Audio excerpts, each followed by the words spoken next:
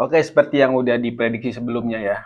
Ya, kemarin saya sempat bilang ya nanti mungkin akan ada bab kedua bagaimana Trump akan bertindak setelah Mahkamah Agung Amerika Serikat membatalkan tarif Trump ya. Nah, ternyata ini beberapa hari ya, kemarin hari Jumat, sekarang udah hari Minggu di sini tanggal 22 Februari. Ya, ternyata respon Trump adalah ya ini jurusnya nih.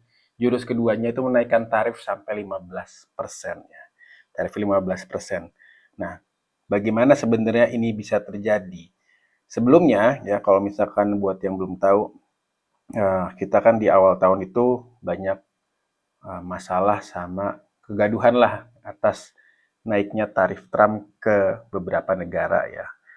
Nah, itu dasar kenapa Trump mengambil kebijakan tersebut. Jadi dia ceritanya mengambil dasarnya adalah undang-undang tentang uh,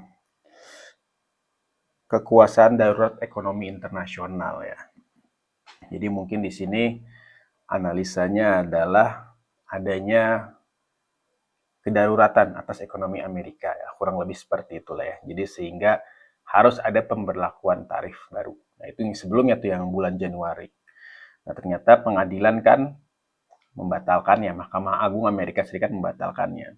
Intinya ya, ini bukan kewenangan eksekutif ya, mestinya kewenangan Kongres ya. Maksudnya bukan kewenangannya eksekutif itu pemerintah atau presiden ya, tapi lebih kepada Kongres. Kongres itu mungkin di Indonesia bisa ya kayak ya walaupun nggak sama ya, tapi kurang lebih ya seperti DPR atau MPR seperti itu.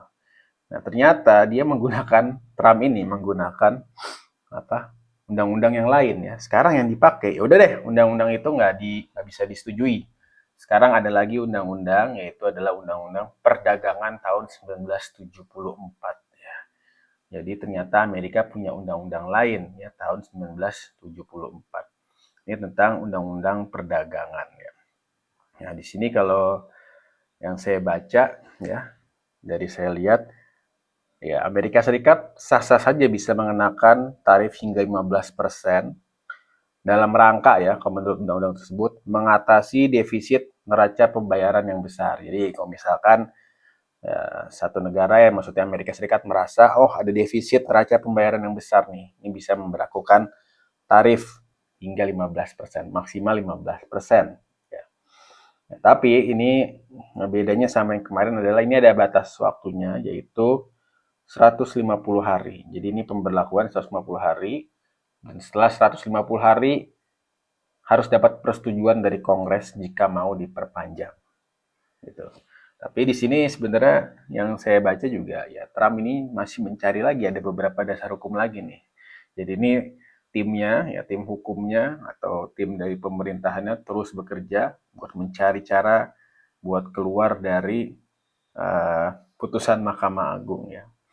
Ya, Trump sendiri juga merespon putusan Mahkamah Agung itu dengan ya ini hakim-hakim yang membatalkan itu tidak patriotik ya. Terus bahkan ada beberapa eh, kata-kata kasar gitu ya yang diucapkan kepada hakim-hakim ya seperti bodoh gitu ya kurang lebih atau anti Amerika dan semacamnya. Nah, ini buat hal-hal tersebut sebenarnya yang bisa disoroti adalah ya ini mengkhawatirkannya adalah ini menjadi contoh ya, bisa takutnya bisa menjadi contoh karena Amerika itu kan kita rasa ya mungkin negara yang dikenal sebagai negara yang ya supremasi hukum lah ibaratnya ya apa-apa adalah hukum yang didahulukan gitu, regulasi atau hukum yang didahulukan.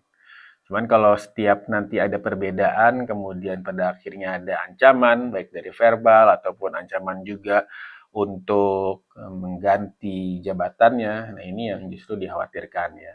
Kenapa ya? Takutnya nanti ini menjadi sebuah tren baru ya di setiap negara. Oh, jadi kalau ada apa-apa, instrumen negaranya tidak apa namanya tidak mendukung, ya udah diganti aja. Itu kacau ya jadi ya sebenarnya ya.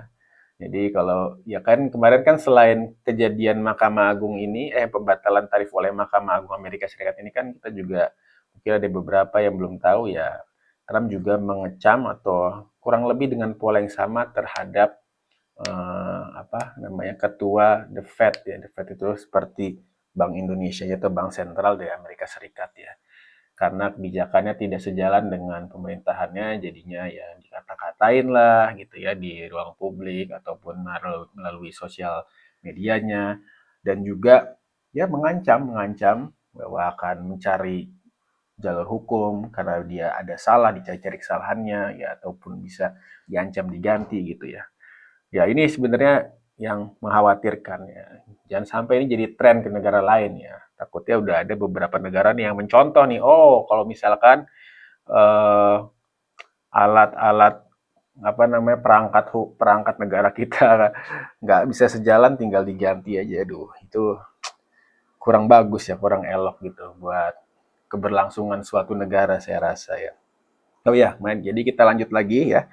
Nah, tapi memang ini dampaknya ini masih dikaji ya untuk setiap negara. Karena kan setelah pembatalan tarif oleh Mahkamah Agung itu, jadi ini ada terjadi beberapa perbedaan pendapat ya. Saya rasa masih ada perbedaan pendapat gitu ya. Artinya mana yang diacu, karena ada beberapa negara seperti Indonesia bahkan juga sudah menandatangani. Jadi udah ada perjanjian langsung dengan Amerika Serikat buat menetapkan tarif ya. Jadi kan setelah yang ditetapkan tarif secara serempak di bulan Januari yang tahap per satu itu kan tarif-tarif yang ditetapkan kan tinggi. Nah, beberapa negara itu kan merespon supaya minta diturunkan. Bagaimana caranya? Ya udah ketemu langsung sama Amerika Serikat dan kemudian menandatangani perjanjian baru. Gitu. Nah, kemudian perjanjian baru itulah yang dipermasalahkan sebenarnya atau masih dikaji ya. Di sini beberapa analis menyebutkan ya masih belum tahu juga apakah dampaknya ini akan mengikuti eh, pembatalan dari Mahkamah Agung ya sehingga dibatalkan, atau misalkan mengikuti dari kebijakan baru yang 15% itu yang berdasarkan Undang-Undang Perdagangan tahun 1974 ya, Undang-Undang Perdagangan Amerika Serikat ya. Saya rasa itu masih ada perdebatan. Kalau Trump sendiri mengatakan ya perjanjian yang berlaku itu adalah perjanjian yang apa sudah ditandatangani ya. Jadi paling baru yang paling berlaku adalah yang ada tanda tangan bilateral langsung gitu. Yang udah ada tanda tangan langsung ya tidak terpengaruh dengan tarif gitu ya. Berarti termasuk Indonesia. Sedangkan yang belum ya misalkan belum ada tanda tangan ya berarti terkena tarif paling maksimal itu 15%. Ya saya rasa sih mestinya secara hukum ya kalau sudah ada perjanjian ya berarti emang sepertinya akan mengacu kepada perjanjian ya. Berarti dalam hal ini Indonesia ya 19%. Sayang sekali ya 19% atau 18,5 gitu ya. Tidak terkena 15 ya. Mungkin mestinya sabar dulu gitu ya, jangan cepat-cepat tanda tangan ya.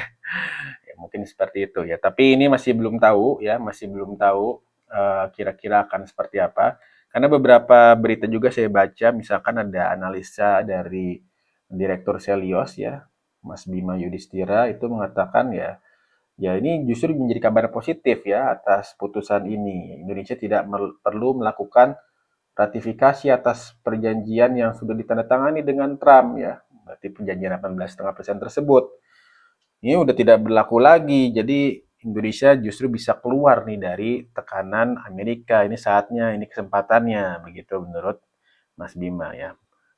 Bima berkata, Selius mencatat setidaknya ada 7 poin yang bermasalah dan merugikan kepentingan nasional jika terus mengikuti perjanjian yang sudah ada, yang baru ditandatangani ya. Misalkan ada banjir impor produk pangan ya, teknologi dan migas. Kemudian ada poison pill di mana Indonesia dibatasi melakukan kerjasama dengan negara lain ya. Berarti di perjanjian antara Indonesia dan Amerika ada selain ketentuan mengenai tarif ya juga disebutkan bahwa Indonesia misalkan tidak boleh misalkan ini ya saya juga belum tahu perjanjiannya tidak boleh mengambil barang beberapa dari China misalkan seperti itu ya. Kemudian juga mematikan industrialisasi dalam negeri tanpa adanya transfer teknologi dan penghapusan TKDN. Kepemilikan absolut perusahaan asing dalam pertambangan tanpa ada divestasi.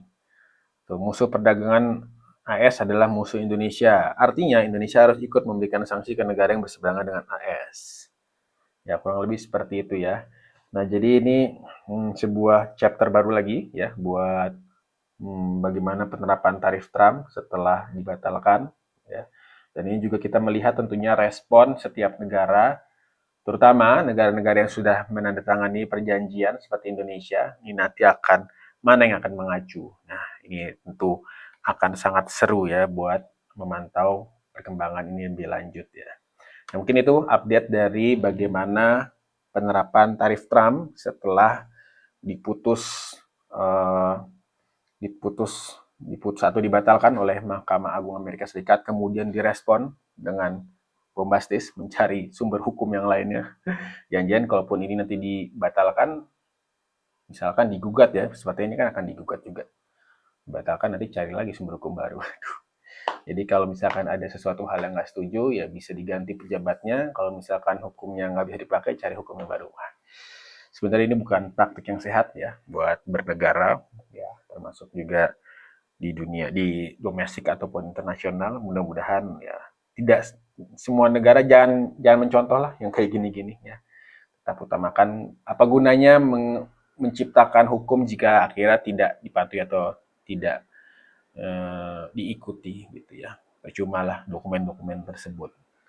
Oke, demikian buat update berita global pada hari ini, hari Minggu tanggal 22 Februari 2026. Bersama saya Bisma di update global. Terima kasih sudah menonton. Jangan lupa subscribe, komen, dan like. Sampai jumpa lagi. Assalamualaikum warahmatullahi wabarakatuh.